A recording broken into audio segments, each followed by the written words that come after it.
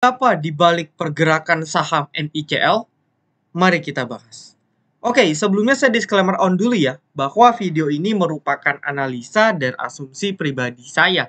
Dan ketika video ini dibuat, mungkin pergerakan harga saham NICL sudah cukup naik signifikan sehingga bagi teman-teman yang baru mau beli atau mungkin memutuskan mau menjual saham ini setelah mendengar video yang saya buat, harap dianalisa ulang masing-masing. Seperti itu.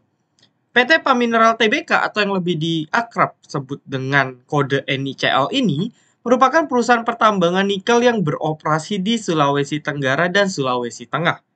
Perusahaan ini merupakan bagian dari grup bisnis PAM dan juga memiliki anak perusahaan bernama PT Indra Bakti Musika. Singkat cerita, harga saham NICL ini dalam beberapa waktu terakhir naik hingga 30% lebih dari harga seratusan hingga menuju 130-an. Lalu, yang jadi pertanyaan, apa yang jadi penyebabnya?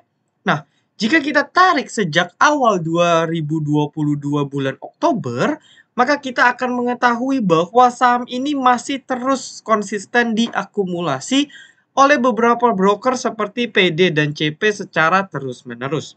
Bukan hanya itu saja, jika kita menelusuri akumulasi dari warannya si NICL, maka kita akan menemukan bahwa broker yang sama yakni PD, sudah mengakumulasi di waran ini juga bahkan sejak awal bulan Mei dan hingga sampai sekarang masih belum terdeteksi melakukan penjualan.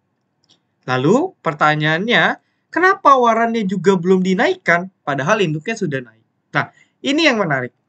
Saya membuat 3 opsi kemungkinan yang mungkin terjadi terkait saham ini dan warannya untuk beberapa waktu ke depan.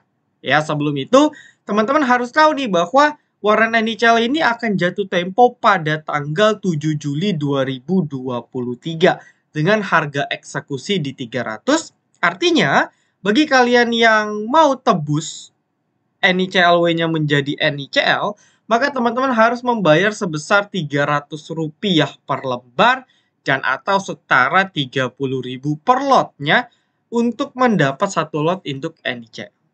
Oke, maka dari itu kemungkinan pertama yang mungkin saja terjadi ialah bisa aja nih bandara akan terus mengkerek saham ini ya sampai nanti jatuh tempo warannya agar si bandar PD yang akum jutaan lot di warannya ini mereka bisa buang gitu ya, mereka bisa jualan dengan kondisi yang profit.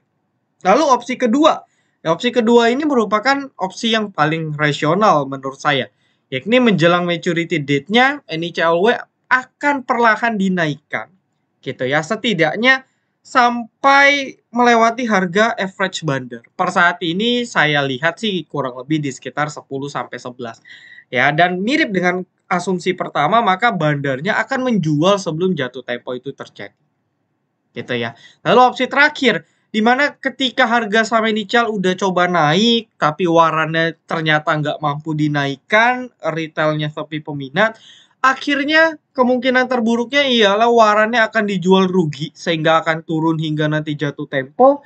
Lalu induknya juga setelah selesai digoreng akan juga didistribusi sama bandar. Seperti itu. Nah, dari kemungkinan-kemungkinan yang ada nih, kira-kira menurut kalian saham ini masih berprospek gak ya? Coba komen di bawah ya.